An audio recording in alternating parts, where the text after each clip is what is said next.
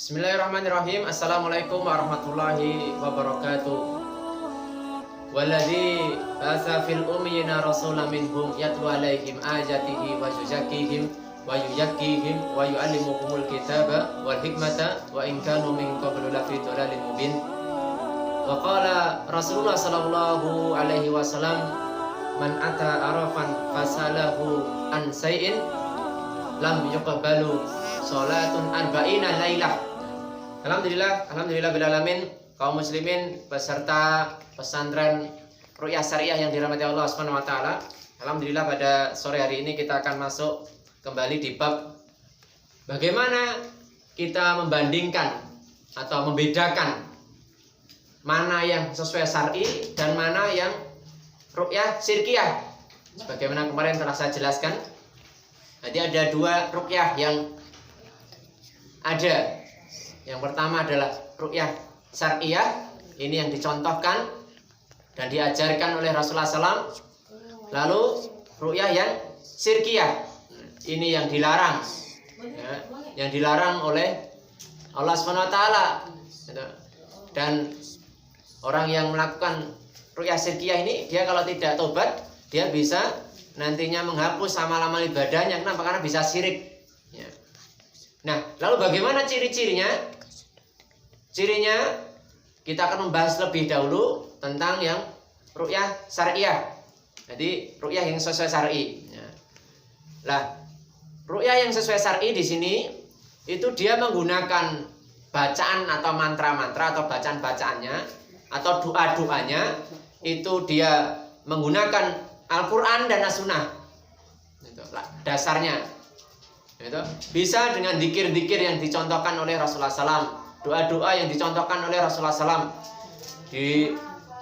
maupun doa-doa yang diajarkan oleh para nabi terdahulu, atau doa-doa yang mana di situ merupakan doa dari manusia sekitarnya yang mudah dipahami. Nah, ini jadi ketika dia meruqyah itu, meruqyahnya itu dia menggunakan doa-doa atau baca-bacaan yang bersumber dari ini tadi. Dan yang kedua, ketika meruqyah maka dia akan dikuatkan dengan dijaharkan, dikeraskan kayak gitu. Jadi bukan hanya di batin gitu, enggak. Ini yang menjadi terkadang nantinya khas yang membedakan antara yang ru'yah syirkiyah dengan ru'yah yang syar'iyah. Lalu bagaimana? Hanya dua ini saja biasanya nanti. Nah, jadi kalau kita ini nanti yang saya datang ini sesuai syariah atau enggak ya, maka nanti dilihat ini. Kalau dia enggak, 2 poin ini ya nanti bisa jadi itu nanti yang ru'yah syirkiyah. Lalu bagaimana dengan ciri-ciri dari orang-orang yang dia itu ru'yah syirkiyah? Nah, maka yang pertama biasanya mereka menggunakan informasi, menanyakan informasi, namanya.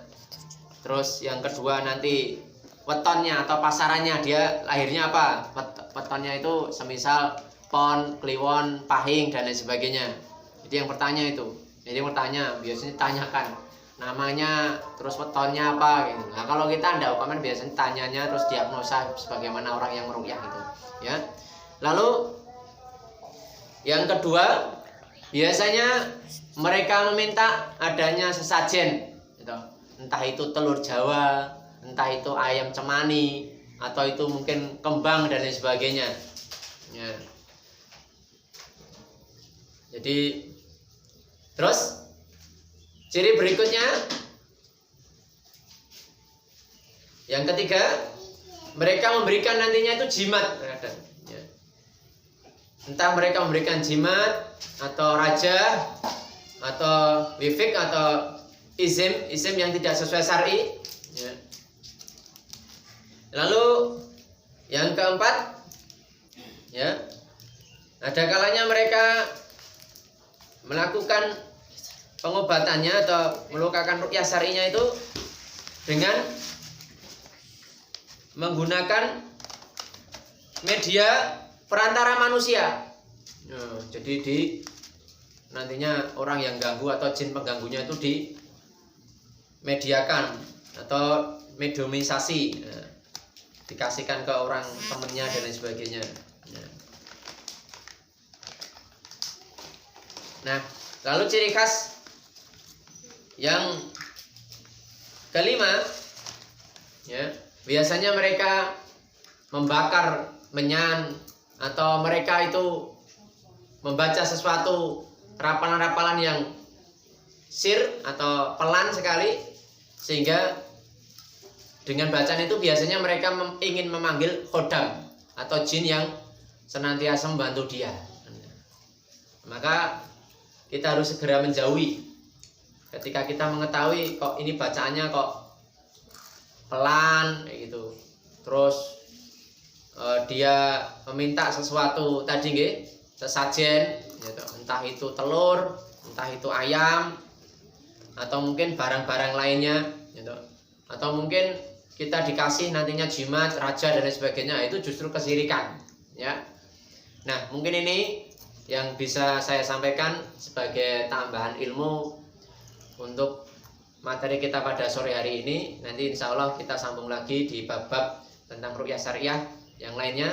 Senantiasalah kita belajar thalabul ilmi dan berusaha mengamalkan ilmu, karena sebaik-baik orang adalah orang yang dia belajar, lalu yang kedua mengajarkan, lalu yang ketiga berdakwah, dan yang ketiga, yang keempat adalah bersabar di atas jalan ini.